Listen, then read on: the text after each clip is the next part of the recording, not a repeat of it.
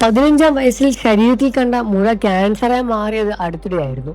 രേണുസുതി വെളിപ്പെടുത്തിയത് അങ്ങനെയാണ്. വിദേശത്ത് അസുഖം സ്ഥിരീകരിച്ചുവെങ്കിലും നാട്ടിലാണ് പിന്നീട് ചികിത്സകൾ തുടങ്ങാനുള്ള വിവരങ്ങളായിരുന്നു തുടക്കത്തിൽ പുറത്തു വന്നത്. റിയാക്ഷൻ വീഡിയോ ചെയ്യുന്ന യൂട്യൂബേഴ്സ് എല്ലാം ഇതിനെ പ്രതികരിച്ച് രംഗത്ത് വന്നിട്ടുണ്ടായിരുന്നു.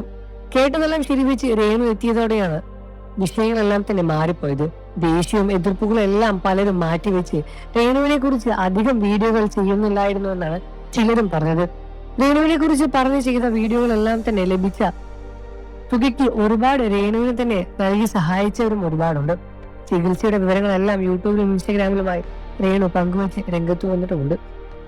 കീമോ ചെയ്യുന്നതിന് മുന്നേ തന്നെ ആദരാഞ്ജലി പോസ്റ്റ് കണ്ടിരുന്നു. ഇങ്ങനെയൊന്നും ആരോടും പറയരുതേ എന്ന് പറയാനുള്ളൂ. നിങ്ങളുടെ പ്രിയപ്പെട്ടവർക്കാണ് ഇങ്ങനെ ഒരു അസുഖം വന്നുവെങ്കിൽ എങ്ങനെയായിരിക്കും നിങ്ങളുടെ പ്രതികരണം? ശവപ്പെട്ടിയിലാണോ ഫോട്ടോ വരെ സോഷ്യൽ മീഡിയയിലൂടെ പ്രചരിക്കുന്നതെന്ന് കണ്ടുവെന്നും രേണു പറഞ്ഞിരുന്നു. ശാരീരികം മാത്രമേ തളർന്നിരുന്നു, മാനസികമായി താൻ ഇപ്പോഴും സ്ട്രോങ് ആണെന്നും രേണു പറയുന്നു. ഇങ്ങനെയൊരു അവസ്ഥയുടെ കടന്നു പോകുന്നവർക്ക് പ്രചോദനമാകാനാണ് താൻ ആഗ്രഹിക്കുന്നത് എന്നും രേണു വ്യക്തമാക്കിയിരുന്നു.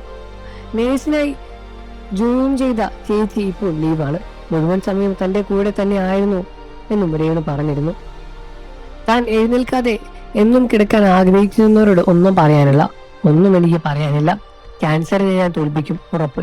നിങ്ങളുടെ പ്രാർത്ഥന വേണം കേട്ടോ. എന്നെ സ്നേഹിക്കുന്നവരുടെ മാത്രം എന്നായിരുന്നു രേണു പറഞ്ഞത്. ഇൻസ്റ്റാഗ്രാമിൽ കുറിച്ചും വിട്ടത്. കഴിയുന്നത്ര സന്തോഷിക്കും മോളെ, ദൈവം കൂടെയുണ്ട്. നിന്റെ മനസ്സിന്റെ സന്തോഷമാണ് പ്രധാനം. അത് കിട്ടാനുള്ള നിനക്ക് ഇഷ്ടമുള്ളതെല്ലാം ചെയ്യാം. പ്രാർത്ഥന കൂടെയുണ്ട്. നിരവധി പേരാണ് പോസ്റ്റിന്റെ അഭിപ്രായങ്ങളും രേഖപ്പെടുത്തി രംഗത്ത് വന്നത്. മൂത്ത മകനായ കിച്ചു കാണാൻ വരാത്തതിൽ സങ്കടമുണ്ട് എന്ന് രേണു മുൻപ് പറഞ്ഞിരുന്നു.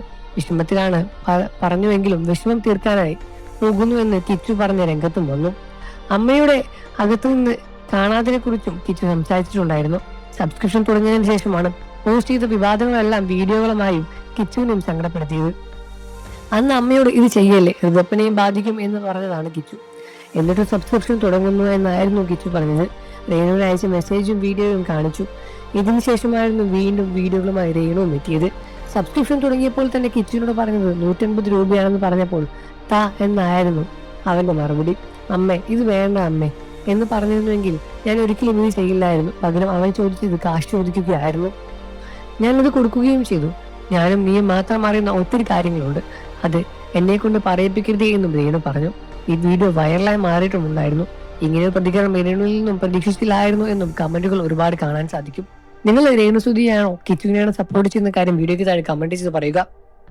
വാർത്തകളും വിശേഷവും എത്രയും പെട്ടെന്ന് അറിയാൻ നമ്മുടെ വീഡിയോ ഒന്ന് ലൈക്ക് ചെയ്ത് ചാനൽ സബ്സ്ക്രൈബ് ചെയ്ത് സപ്പോർട്ട് ചെയ്യണേ ഫ്രണ്ട്സ്.